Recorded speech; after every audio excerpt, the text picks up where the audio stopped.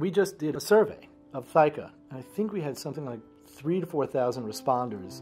At least half of THYCA members that responded had some sort of voice change after surgery, and not everybody was warned about it preoperatively.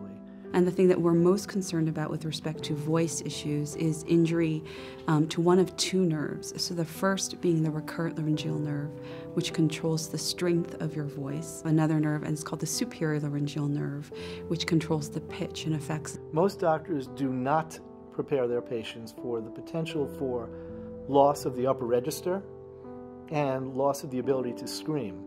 And in point of fact, 50% of our patients said that that's what happened. The risks of those injuries, so there'd be any permanent change to your voice, is generally in the 1% to 2% range after initial thyroid surgery. So it's a low risk, but very important to talk to your thyroid surgeon about, especially for patients who use their voice professionally. One patient was a vitamin sales representative who was up the food chain and lecturing other salespeople on how to go about their business. And she had a thyroidectomy and ended up not being able to project her voice, and it was a game changer. At first, I think it's important that if you experience any of those things before your surgery, that you talk to your physician about it. I think our survey pointed out that very few people actually need surgical intervention for it. What it also showed, however, was that very few people go for voice therapy after it, and voice therapy, we're pretty sure, does make a difference.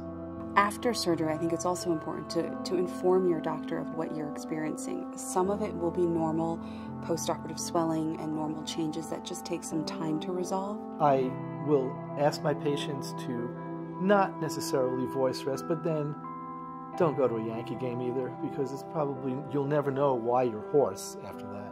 But certainly if they're lingering or they're persistent and they're affecting your quality of life and your ability to do your normal daily functions, it's important that you speak to your physician so that they can see if there is a reason, if this is normal, and you can expect it to improve, or if you need further consultation or evaluation.